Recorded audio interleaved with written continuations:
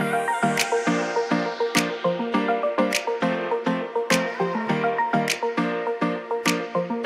Deb. Hi, loopers. It's Chris and Deb. Hello, lamb lovers and loopers. Yeah, land lovers and loopers, potential future loopers, whatever you want to call yourself. Coming to you from Marlin Bay Marina. You're going to tell them the name of the resort when I we did. said we were going to keep it secret. I decided, well, I'll let you know a little secret. Marlin Bay, super nice. It's on the Gulf of America side of of the Keys. Marathon. The island of Marathon. No, the Marathon. So we got down here when? April 16th. I think we left you when we were pulling in April 16th. And today is May 2nd, so it's been 2 weeks already. 2 weeks, yep. And we're loving it. We did have to come home for a week and spend some time with the family. And we went back and forth from Key West to Cincinnati. And super simple. About a 2-hour flight.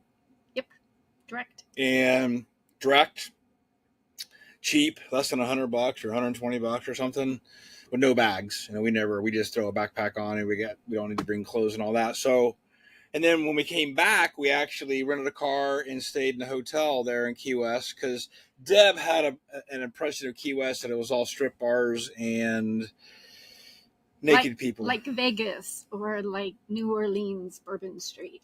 Well, so I think you have a different opinion of Key West now. Yes.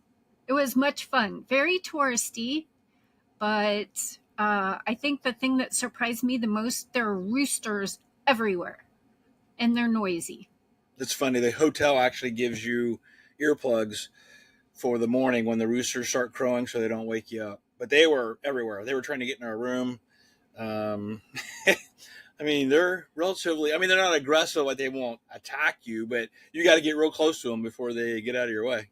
And they talk back to you. We were sitting at a bar drinking a Corona Light, and right there, roosters on the street, and Chris would cock-a-doodle-doo at them, and they cock-a-doodled right back at him. Yep. Talking to birds, man, is what I do. I talk to doves, too. I can bring doves close by with my little dove call. I won't do it now, though. We also went to the aquarium there, and it was really nice. Yeah, they got a cool aquarium, and what's neat about it is very historic. It was built like in 1935, and it's original. It hasn't been upgraded. It's really kind of Art Deco, kind of cool, but petting area, big fish area, sharks, tarpon, jacks. Everything. So turtles. They do some rehabilitation there. Some turtles getting accidents with boats, and boats chop off their fins or crack their shell, so they go to these places and get patched up. A couple of turtles actually had prosthetic fins, flippers, and were getting along just fine. But yeah, that was cool. Hit a couple of cool restaurants. We went to Sloppy Joe's, which is where Ernest Hemingway always used to go. We went to Sweet Pickles. We went to the southernmost point. Where everybody goes. There's actually a line. You got to get in a line to walk up to this concrete thing that's all painted cool colors to get your picture taken. But there's a whole line to do that. So we just kind of drove by and took a picture as we went. And cropped all the people out for pictures, so it looks like we were there all by ourselves. And we'll be sure to share some of those pictures so you guys can take a look. And then we headed back to the boat, which Marathon, the drive from Key West to Marathon was 1 hour. Exactly, pretty much 1 hour. A little further if you want to go, if you fly into Miami and you want to get the Marathon, it's 2.5, I think, hours.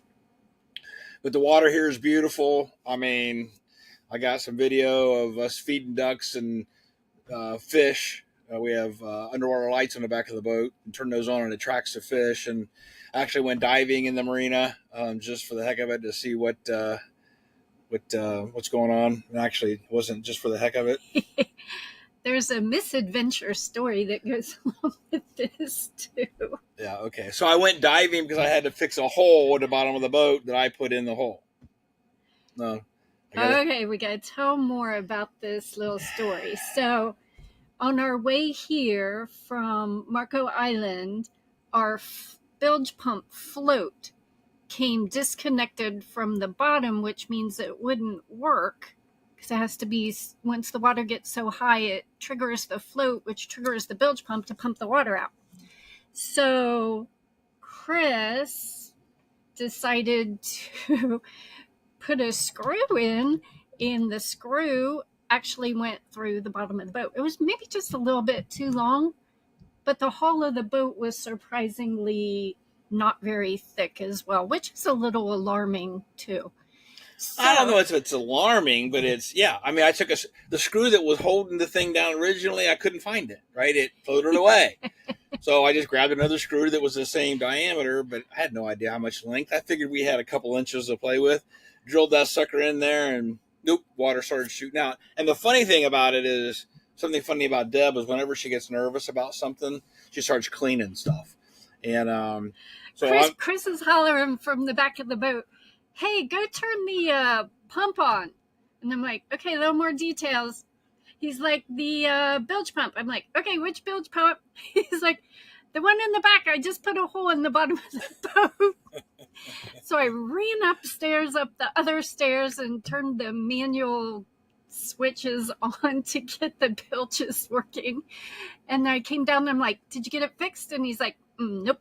So I grabbed a bucket of water and put my boat soap in. You grabbed the sweeper and started sweeping the carpet. And you still weren't done. So then I grabbed a bucket of water and cleaned the whole top deck while you were working. Yeah, I'm running. I have the second bedroom when we don't have guests is my tool shed. So I'm running between the second bedroom and the master bedroom and dodging Deb as she runs the sweeper trying to find some way of plugging this hole, which I did. There's some amazing products out there. A product called, I probably have a tube of it. It's called Water Weld, and it literally is a stick, and you break off a piece. It's like a tube. It's not where it was. It's like, and you mix it all together. When you do that, you have 15 minutes for it before it turns into basically concrete, and it works underwater. So, being a diver, I got in the water, found the hole, and it wasn't any bigger than even this pen. Like the end of the tip of the pen. The tip of the pen. And so I just plugged the hole from the bottom, and then we put some more from the top. So we're good. The water's not leaking anymore, but yeah, that was an anxious hour or so. And then we left the boat the next day. So the whole time we were in Cincinnati, we would check our ring camera to make sure the boat was still floating. And it was. It was. So, I mean, other than that little adventure, what else have we been doing? Been cooking on the boat quite a bit. We got 3 new hydraulic rubber hoses. Oh, yeah. Our hydraulic are what they call the davit, which is the basically crane that lifts the dinghy in and out of the water. Got hydraulic hoses that go to it. And the original hoses are that weaved stainless steel, and they tend to corrode. So we've popped a couple of them, but it's pretty easy fix. I know how to do it. But yeah, we had to replace one of those. And we got 3 new ones for the ones that are left in case anything happens. Yeah, I went ahead and got extras, so when the others pop, which is inevitable, I'll be able to fix those right away. We're cleaning carpets, which we haven't done before, which is kind of fun. Yep, we got the dinghy in the water. We took a nice dinghy trip yesterday. We went that way. Yeah, which way is that? We went west towards the bridge, towards 7 Mile Bridge, and checked a few places out. I think tomorrow we're going to go east and check some places out, hit some restaurants and bars. And then Saturday we're going to go all the way. Monday we're going to go all the way around the tip of Zabuki, go under 7 Mile Bridge, and head out to Sombrero Reef, which is a real popular snorkel dive site, and it'll take us about 45 minutes to get there on the dinghy, and going to snorkel and scuba there for the afternoon, and then there's some really cool bars and restaurants on the ocean side. So we'll spend some time over there and then try to get back here before dark. So great time down here. What other tidbits of information can we? The only other thing we haven't really talked about is how we're getting around on the island. We actually lost our Subaru. What were you going to say? Uber? I said Uber. We lost our Subaru in... Didn't lose it. Yeah, we did. The hurricane sunk it. The hurricane sunk our Subaru in the parking lot while we were in Fisherman's Village in Punta Gorda. And we had been having the Subaru follow us on every stop. But when we opened the doors and the water came out and we found a frog in the trunk, that was the end of the Subaru. The Subaru died. So grocery stores, we either call it Uber, or actually while we were in Marco Island, we found a Winn-Dixie that had a dinghy dock. So we went grocery shopping in our dinghy and pulled up to the Winn-Dixie and did our grocery shopping. When we got here to Marathon, we found out to get from here to Key West via Uber was a $140 Uber ride. So we did some research and found that we could rent a car one way going from Marathon Airport to Key West for like $65. So that's how we've been getting back and forth to airports. But otherwise, we either walk or Uber, and it seems like Uber is everywhere. So we haven't really missed the Subaru, the car, at all. Some of the things, though, that we're considering, our slip in this marina is relatively close to the marina office and where we can pick up an Uber. A lot of marinas are huge. Remember when we were in, was it Steinhatchee, or where was it when we were way across? I mean, it was a Carabel. It was like a 15-minute walk to get from where we were slipped just to where the marina was. And a lot of boaters have either those scooters that you stand on or small fold-up bicycles. So we're kind of kicking around the idea of maybe doing that, make it a little easier to get around by foot. A lot of the places that are around the marinas, they're close, but just out of walking distance. I'll walk a mile or so. It's good exercise. But, some of them are 2 or 3 miles, and that's just too far to walk, especially as hot as it gets. So I think coming up with some kind of a more portable transportation is in order. It's just having to put more stuff on the boat. Everything that you buy, you got to take it with you. And, we got golf clubs and just all the other stuff. Which is a necessity. Well, yeah. But there's just, there's only so much space on boats don't have attics or basements. I mean, you can't store stuff. So I guess make sure if you're in the market for a boat, that you got plenty of places to put things. Storage becomes an issue for sure, even in the kitchen. Yes. Right now, our grandson's room, Leon, is a closet, and the guest bedroom is a workbench. So, we're kitchen, family room, bedroom, unless guests come, and then we got to hide that stuff wherever we can and make it appear that we're not hoarders. What else? That's all I could think of right now. Okay. We're just enjoying the resort, the pool, the hot tub, the bar, the beautiful water, the scenery, the palm trees. The sunsets. The sunsets are amazing. Yeah. The stars, the moon and the stars are just a lot brighter. You're not a whole lot of lights down here in the Keys. But haven't run into any issues. And do you want to talk about our next stop? We've Sure. already got it booked. Sure. Yeah. I think what we're going to do next is head east, so towards Miami. There's an island, I can never pronounce it right, Ismarada or Ismarada.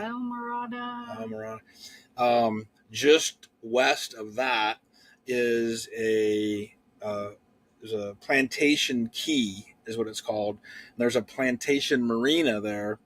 Looks really nice. It has a lot of. It's real close to a city park, so there's lots of things. It's called Founders Park. Founders Park.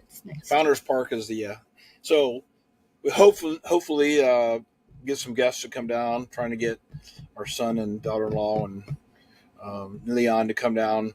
There's a playground and a pool and all kinds of stuff for him to do there. And the diving sites and snorkeling sites are actually even better than they are here. You got Penny Camp and Key Largo, and water's a little deeper there, so some good wreck dives if you're into that. Hopefully we'll be there 2 weeks to a month.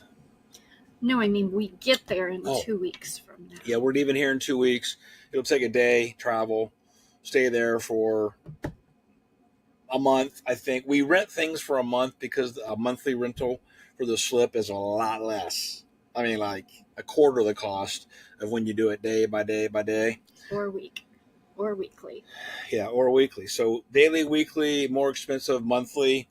And that gives us a chance to head back to Cincinnati maybe 1 week while we're doing that. And after that, it's hopefully around the tip of Florida. We're going to blow right by Miami, have no interest in all that craziness, and potentially get over to the Keys, the Bahamas, June, July. So that's the plan. That's the goal. Any of you that are listening and are interested in coming for a visit, let us know, but let us know quick. Calendar's filling up. Thanks for tuning in again. We'll talk to you next week. Bye.